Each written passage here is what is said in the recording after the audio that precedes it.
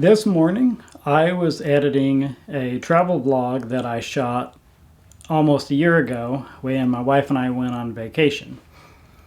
And during the editing process, I realized that a lot of the things that I did when I was shooting the video made the editing process a lot more difficult. And so I thought I would share what I learned with all of you to help you make better travel videos. And I have 5 tips to make your travel videos better, but make sure you stick around till the end, because at the end I have 2 bonus tips.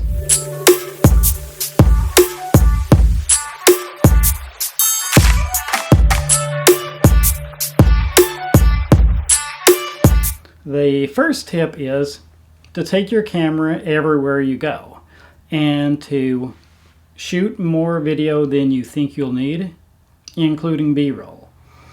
Because if you have more than you need, that's great, but if you don't have what you need, it's oftentimes difficult or impossible to go back and get more video. My favorite place to be is right here, not thinking about what brings me down. I think we might have overpacked just a little bit. My favorite way to be without fear is in the now.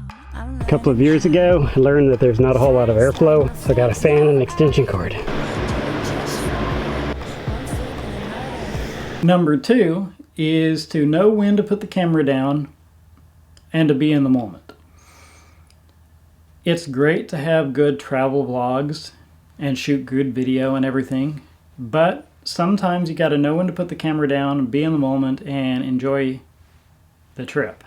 If the entire purpose of the trip is not to make a video, if you're doing a vacation, then you want to enjoy it too, and sometimes you got to put the camera down and just enjoy being in the moment. Floating, enjoying my freedom, singing off key. I like it better when I'm under the sun. Ooh, ooh, ooh, ooh, I'm under the sun. Well, hopefully we catch more fish than last time we went fishing. My soul will tell me what I need to know. Where to go, go with the flow. Open sky, never on my own. What? Tip number 3 is to plan your video so it tells a story.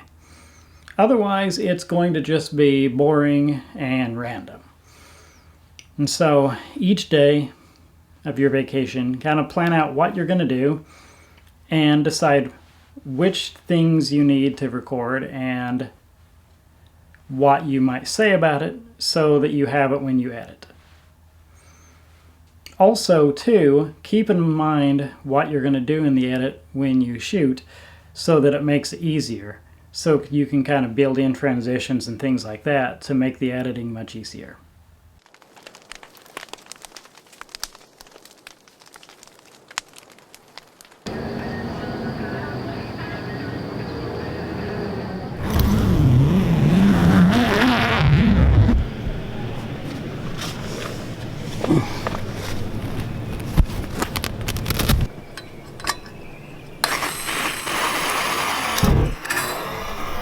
Yeah, I don't have any utensils to dip out the coffee, so I'm just gonna have to wing it this morning.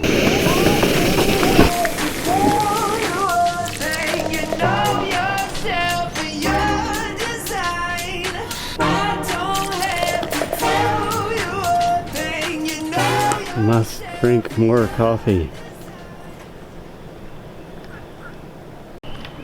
I've had this tent here since I was 16, so that's 2 or 3 years ago maybe. Tip number 4 is to take a variety of shots. So take long shots, medium shots, close-up shots, and anything that you might use as B-roll, shoot that in the highest frame rate that your camera has. Just make sure that the shutter speed is double the frame rate. And if you have it, shoot drone footage, and if you have an action camera like a GoPro, use that to get some creative shots as well. such as underwater shots, or put it in a tight place that your regular camera can't. And don't be afraid to take video with your cell phone too, if it's handy and your other camera's not. Before the wind picks up here, I'm going to try to do a little bit of drone footage of the dam.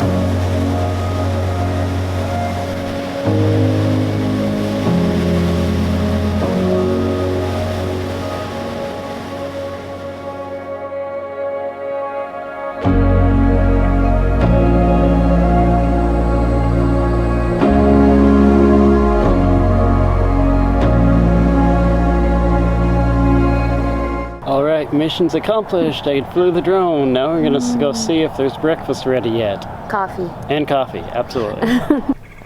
Like cow, I don't know if I've ever seen acorns this big. Wait, what do you call them? Concussion corns. Fly, buddies, fly.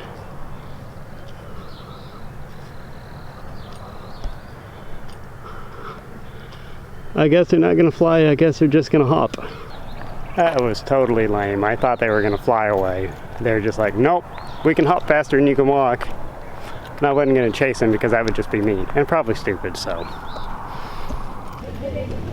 Daily walk.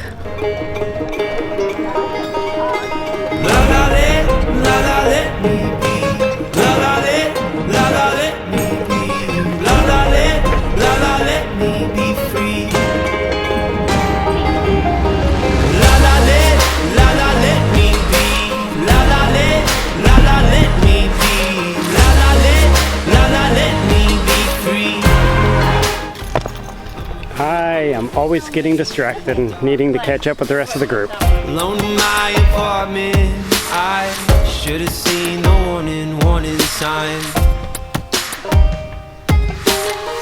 Money don't come easy, so most of us are chained to being busy till we can earn a little peace of mind. I'm working really hard, as you can tell.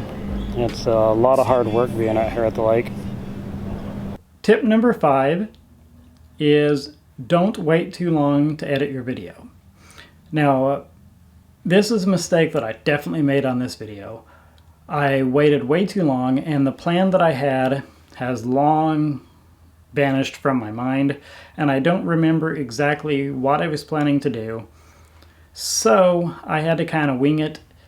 If you edit your video as soon as you can after you shoot it, it's going to be a lot better end result. So don't procrastinate, don't wait too long, go ahead and edit it. Now if you've watched this long in the video, that means that hopefully it means that you're getting some benefit out of it. And if so, I would greatly appreciate it if you would go down and click the like button. That way it shows me that my hard work is appreciated, and it helps YouTube to know that it's appreciated so they can share it with other people.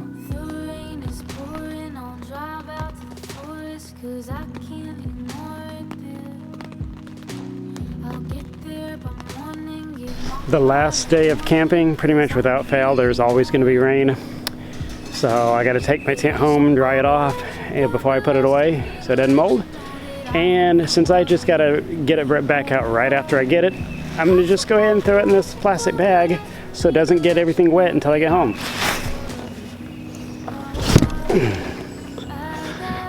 Well, that's the last of it. I guess it's time to go. Okay, thank you for sticking around to the end. Here are the 2 bonus tips. Bonus tip number 1 is to record location sound. I can't tell you how many times that I have forgotten to record location sound, and then I get back and I'm doing the editing, and there's a circumstance where, say, a car goes by and blows their horn or something, and I don't want that in the video, and I have to duck the audio. But then there's a section in the video where there's not the ambient noise. And if you can have actual noise from location, that's a lot better than trying to edit and post. And you can record this either on your camera or on your cell phone if you have some kind of a good microphone or an external recorder. Just make sure that you get the highest quality audio you can, and you will thank yourself for it later.